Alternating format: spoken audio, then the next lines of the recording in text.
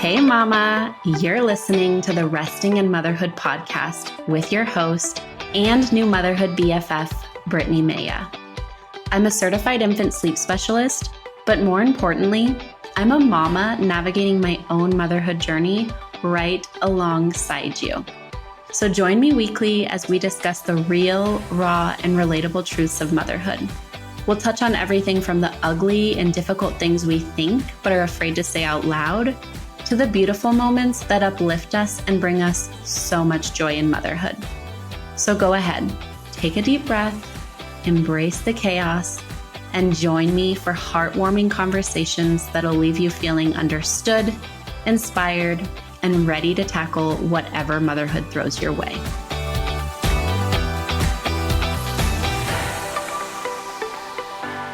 Hi, friend. How are you today? How is your day going? How is your evening going, depending on where you are and when you are listening? I am so happy to be back after the new year. And I know last week we talked about my views on the new year and how we can prioritize rest. And I kind of want to roll off of that. And today's episode will be diving into finding joy in motherhood, which I think is something that we can really focus on in the new year. I think it's a positive thing to focus on instead of, beating ourselves up about not getting to the gym enough or not working out enough or not eating the way we wanted to or not being productive. This one is a positive one that I think that we can all focus on and be mindful of, which will only help ourselves and help our children. But before I dive right in, I wanted to share how I'm currently finding rest in motherhood. And how I'm currently finding rest in motherhood is just by being nice to myself. I am the hardest critic on myself. And it's so funny because day after day on Instagram and with my clients, I'm cheering my community on, telling you you're doing an amazing job, telling you you're exactly the mom your child needs. And then I tend to be hard on myself, right? Like I have a day where I'm not patient and then Lila goes to sleep and I sit there and beat myself up for all of the moments that went wrong. And I'm sure that you can relate. I'm sure most of us can relate to that. But I'm really trying to actively remind myself that I'm human, that I'm doing my best, that my best is going to look different on different days. And also reminding myself that sometimes things look bad from my perspective, but if I kind of switch the perspective to Lila's side, I'm like, she probably had a great day and is not even thinking about what I'm beating myself up for. For example, I was sick over the holidays. I was busy kind of trying to wrap things up for the end of the year in my business, and I was just tired. And so we had a lot more screen time than normal. And there was a day where we had watched 2 movies and I beat myself up, right? Oh my gosh, we watched 2 movies in a day. And then I went to bed and I was like, Lila is never going to think like, oh, my mom's such a bad mom, right? That day was going to be a fun memory for her. Wow, we got to watch 2 movies. I got to snuggle with my mom.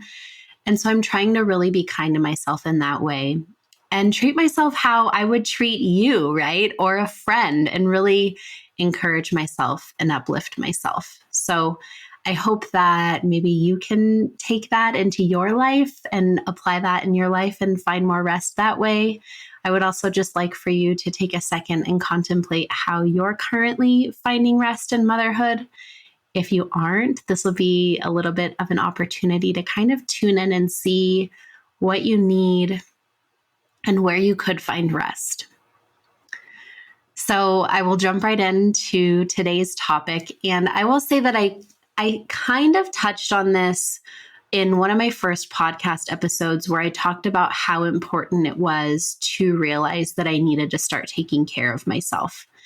But taking care of yourself and also infusing joy into your life are 2 separate things. So I wanted to dive deeper into the joy piece of it.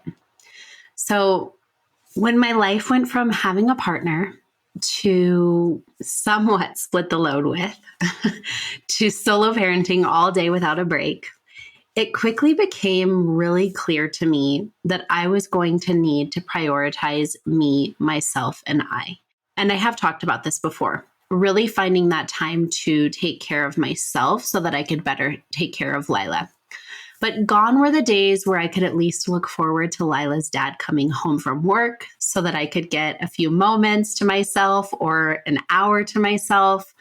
Gone were the days of looking forward to weekends where I would have a partner home and able to help me around the house or with Lila. The load was solely on me. And not just the physical load, right? Like the mental load. Like after a long day, when your partner comes home and you just want to tell them about how hard the day was or how you're feeling. And I have a very close relationship with my mom and I have a very close relationship with my sister, but I didn't want to feel like a burden. So I had lost kind of this sharing the mental load and the physical load with a partner.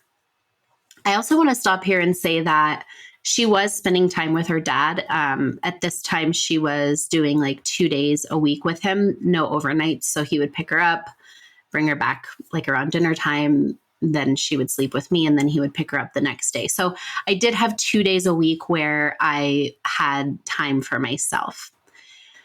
But during this time when the load solely fell on me and I truly was solo parenting, I realized that I had really become reliant on outside things bringing me joy, like my then husband, or looking forward to exciting things we had planned on the weekends, or just looking forward to a break.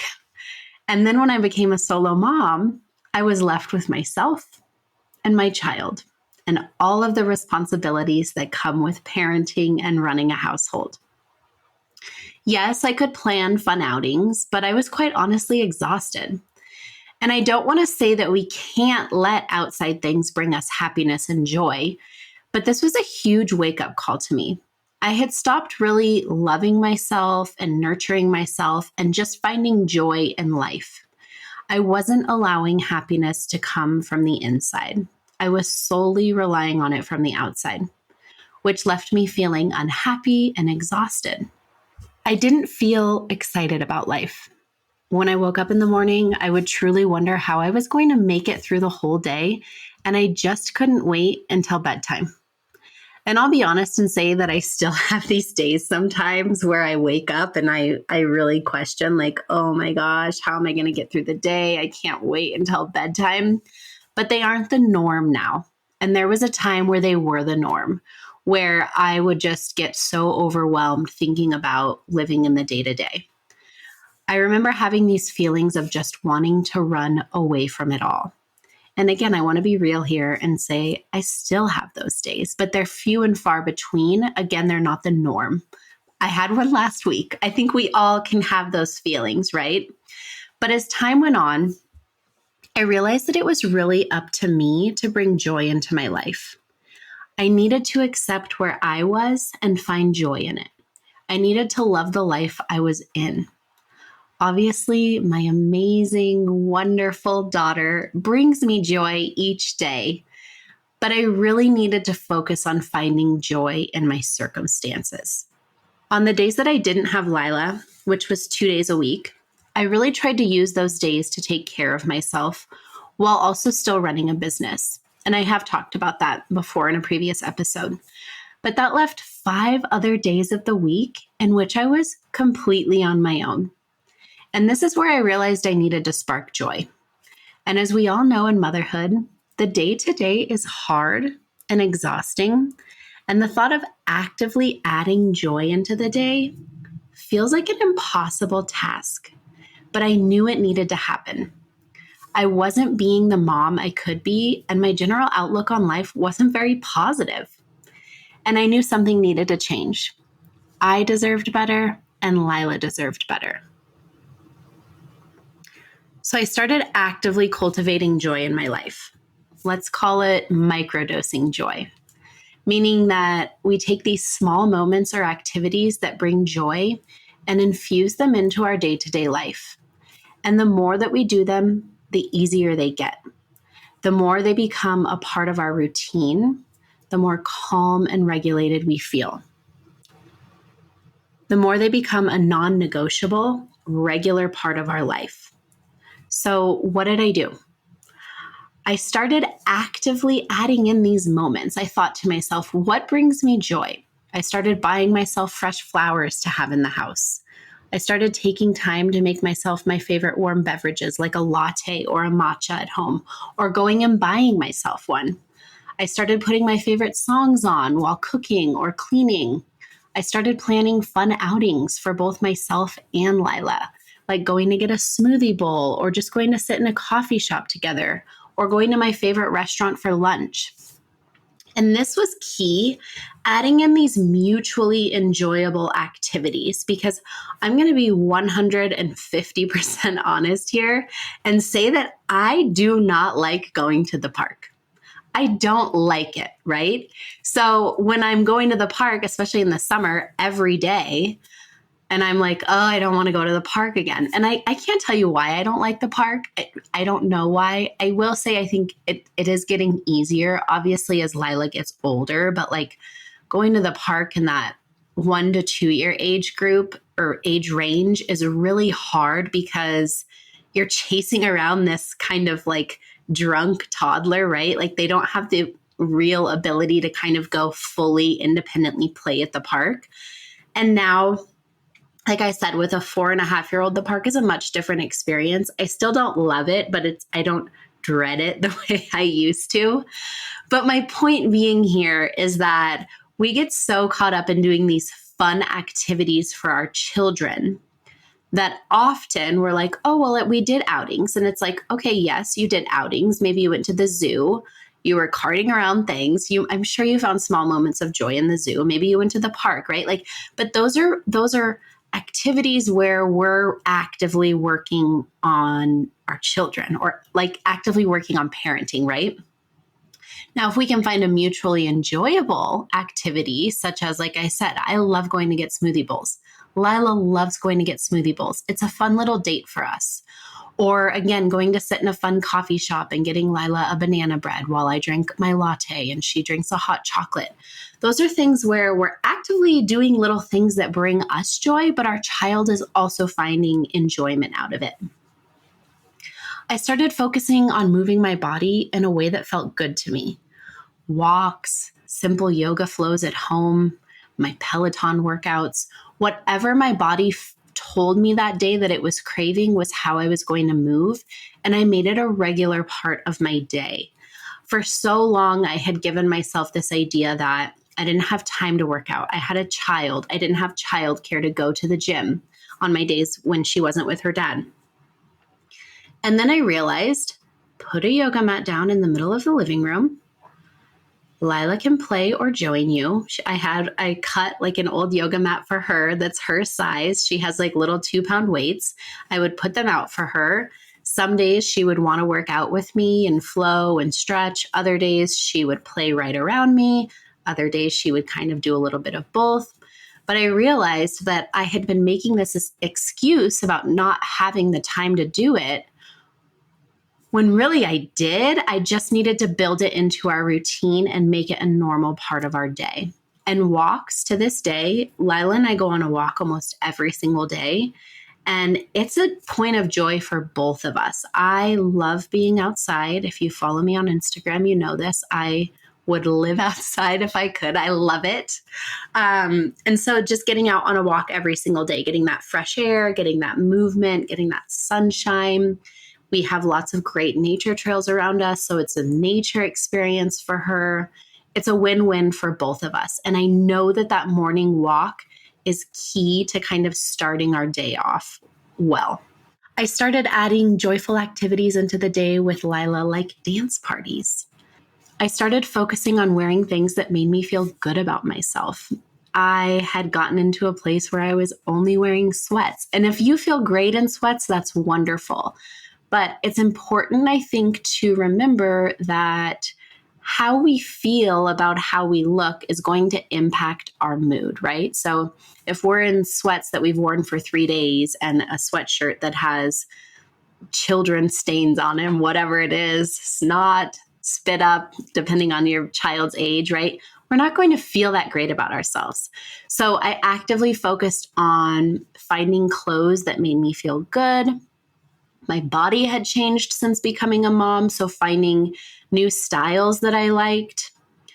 I started a gratitude journal in which I would list what I was thankful for that day. And I will say I've fallen out of that habit a bit, but when I have a day where I'm feeling really frustrated, really angry, whatever the case may be, I will get out a piece of paper or I will go to my journal and I will write a list of 10 things that I'm thankful for to just kind of bring me to the present of like, oh, wow, I have a roof over my head. I have a wonderful child that I love so much. And those, whatever they may be, if you can do 5 things that bring you joy or that you're grateful for, it can kind of just help your mind reset and be like, okay, yes, this is really hard. And I never want to downplay how hard it is, but it's a great reset for the mind. I started getting adventurous and doing things that I was afraid to do solo. I started taking us hiking. I started doing solo things with Lila that I had never done before because I always had a partner to do them with. I truly started prioritizing joy, but it was that microdosing of joy. It wasn't these big, elaborate moments. It was these little things that I brought into my life, our life, that were realistic for me and allowed me to have that joy in my life without these big, grand moments of like going to the spa, right? Or something like that. Another thing I did was filled my house with things that bring me joy. I love plants. I love them. I love them. I always joke that I like take on too much responsibility for things I have to keep alive. I have Lila, obviously, myself, my dog, and then I have so many plants that I have to keep alive. But I love it. I'm a natural caretaker. I love taking care of things. And so adding lots of plants into our living space, putting pictures on the wall that brought me joy. These are the little things that we can do that will help us microdose that joy into our lives. And the more I did it, the easier it became. The more I focused on nurturing myself and infusing joy into my life, the more aligned I felt in motherhood. I came to love solo motherhood, and I came to enjoy each day. I don't want to paint a false picture here and imply that hard days didn't happen or that I didn't still feel burnt out sometimes or that motherhood was always easy, because that would be a complete lie. The hard days happened and they still happen. The sadness came and it still comes. The exhaustion came and it still comes. The burnout came and it still comes. But by microdosing joy into my life, I'm better able to show up on the hard days. I've infused my life with joy, joy that I created, and joy that doesn't depend on how the day is going or isn't sourced by someone else. And it has been such a game changer in motherhood. I think so often we can get stuck in the day-to-day of being a mom, a partner, an employee, a business owner, etc., that we lose ourselves. We're on autopilot and almost kind of in a hamster wheel. And in motherhood, we forget to take care of ourselves. We put ourselves at the bottom of the list of everything that we need to do. And we often hear about how important self-care is, but we're always wondering, well, how do I do this with a child? And the answer to me is microdose it in. Make it small moments throughout the day that don't require a lot of work. I think we tend to think of self-care in motherhood as this, like everybody tells us to get self-care, right? And we're like, well, how am I going to do that if I'm a stay-at-home mom or I work all week and then on the weekends I want to be with my child? And so I think it's important to say yes, if you can get that time to go do 2 to 3 hours of whatever you want to do, that is amazing. But that's not going to be realistic in every single day of our lives. It might not even be realistic every single month. And that's where it's important to microdose that joy in. Think of what brings you joy. And you might be listening to this right now and be like, I don't know what brings me joy. And that is a valid thought because I think that we get so far into motherhood that we lose ourselves and we kind of think about like, well, what do I like? What do I like doing? Right. And that's where it would be important for you to maybe sit down and take some time to journal and think about what would bring me joy. Or maybe you just start experimenting. Does going to sit in a coffee shop with my little one bring me joy, or does it stress me out? Because it might stress you out. Does having fresh flowers in the house bring me joy? Whatever the case may be, really think about what will bring you joy. How can you make those moments happen easily in your day? And that will allow you to microdose that joy in so that joy just becomes a regular part of your life. And again, I don't want to say that microdosing this joy in is going to take away the bad or hard days. It's not. They're going to happen. But when we have this cultivated joy in our lives that we've added in, it makes it easier on the hard days because those things are already there. So if you're having a hard time finding joy, if you feel like maybe the end of the year was hard and you're just kind of having a hard time settling in, I encourage you to first be nice to yourself, as we talked about at the beginning of the episode, but also focus on, do I feel joyful in my day-to-day life? If I don't, where could I add that in? Maybe it's simply texting a girlfriend. Maybe it's calling a girlfriend if you can. Maybe it's listening to a podcast, right? Like whatever it may be. Maybe it's reading your favorite book after your child goes to sleep. Find those moments of joy and add them in, and they will become a regular part of your life so it doesn't feel so unattainable. I hope you have a wonderful day. I want to remind you that you are doing an amazing job. Bye, Mama. Let's meet up next week, too. Make sure to subscribe to the Resting in Motherhood podcast on Apple Podcasts, Spotify, or wherever you're listening. Want to continue this conversation? Head to the show notes for this episode at restinginmotherhood.com/podcast. Or connect with me on Instagram at resting_in_motherhood.